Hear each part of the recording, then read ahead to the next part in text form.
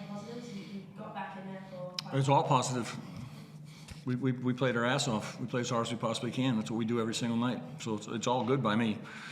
We keep showing up and in the fight, and it's really, really pleasing. It's frustrating, obviously, but the fight's real with us, and we swung and maybe didn't execute quite as well in some situations there, missed a bunch of foul shots, but ultimately they keep competing, which is fantastic in this short amount of time, and all these games we got that are coming our way.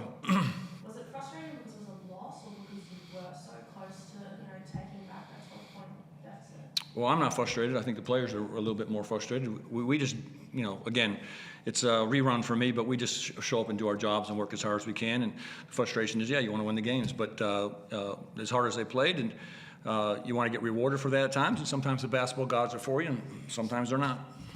We were just talking here, Magnay had the 2 points, but it didn't seem like he was that quiet. Did it come across that way for you as well? No, I thought Magnay was really good against McGee for the most part. It's a big battle there, one-on-one down there, and Josh Banish responded very well, but we had some guys chip in across the board. David Johnson had a better second half for us, so it's all good.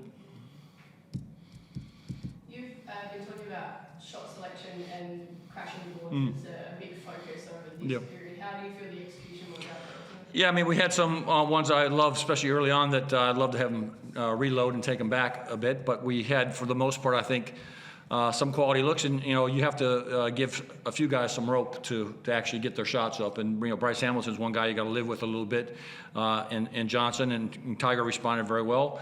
But in general, it's something that for us it allows us to stay in games and slows the game down. And we got to the foul line enough and slowed the game down to make it muddy enough for us to compete in.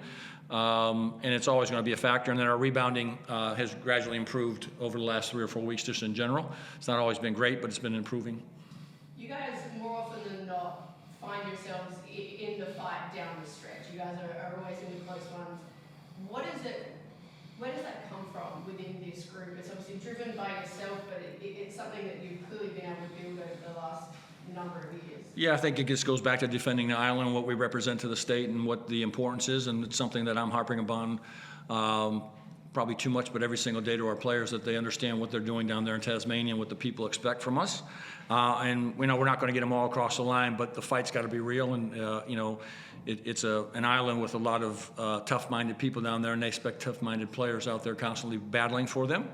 And I think our players really understand that, and also just represent themselves well.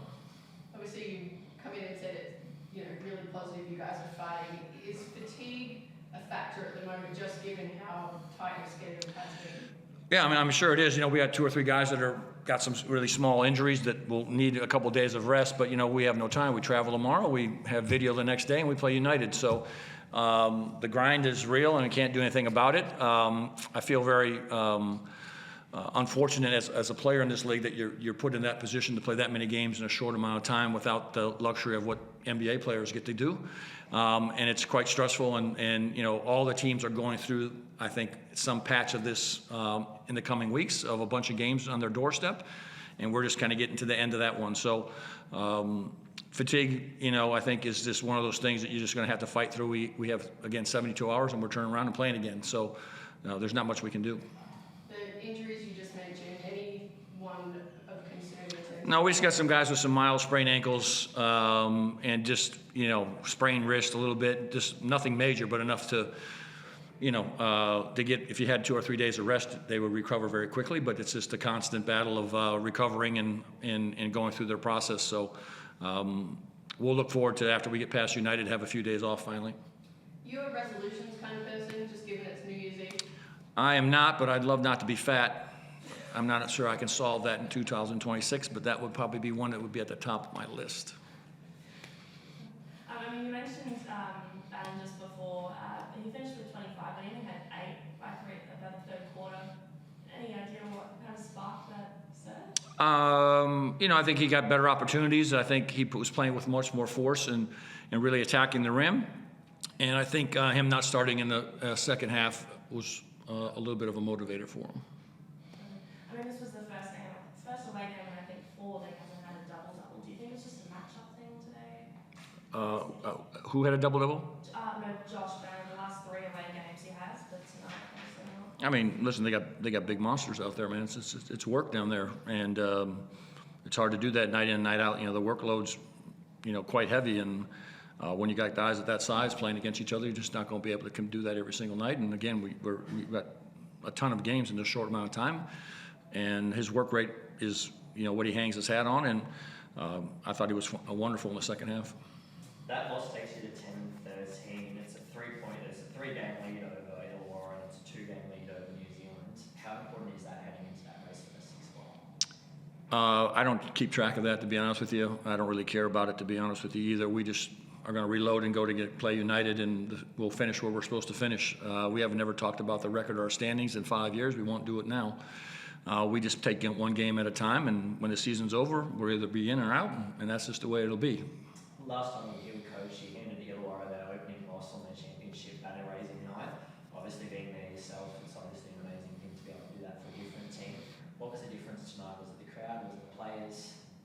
What was the difference in the atmosphere tonight for the team to come away with a loss? I mean, we play in these environments all the time, so I don't really think the environment is a factor at all. You're playing on the road, and most of the arenas are full with people. I mean, I don't think it's anything other than they played just a little bit better and made a few more plays than us. Go ahead, Chris. Yeah, Scott, I just want to go back to Joel quickly. I mean, there's not many players in the league that are going to be able to score 17 points in the fourth quarter. And like you said, maybe he was motivated by not starting the second half, maybe after seeing what Majuk did a couple of nights ago. But he really just put the team on his back in the fourth quarter, didn't he? Yeah, again, he was quite aggressive in getting downhill and into the rim and into his spots, and when he's in that kind of mode, obviously he's a handful. And tonight he was obviously very good, and it was his moment. The other night wasn't his moment; it was Majuk Dang's, and so that's the luxury of having those type of players. And he was really, really good. You haven't really looked at the last possession for JK to get the free. It did look like a pretty good shot for him that he's going to make probably more often than not. And you did get a second chance, and Bryce only a split second away from getting into overtime for you on the offensive rebound. Yeah, I mean, we tried to sidestep him there, and obviously got a piece of the ball, and whatever it was, a few tenths of a second, and it might have been in the overtime, but I'm fine with the way it ended. You talked about the fatigue factor. I mean, you've now made it to 5 games in 11 days. I mean, the reality is they must be sore. I mean, are they even going to be able to walk out of this building tonight? Oh, yeah. We're JackJumpers, my friend. We walk into buildings and walk out of buildings.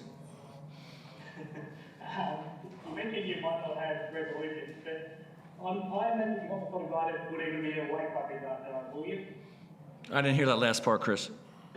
Will you still be awake by midnight once the new year comes around? Absolutely not. I'll be in bed by 9:30. I'll learn about what happened in 2025 at the end of that via video. That's what I thought. Thanks, guys. You got it.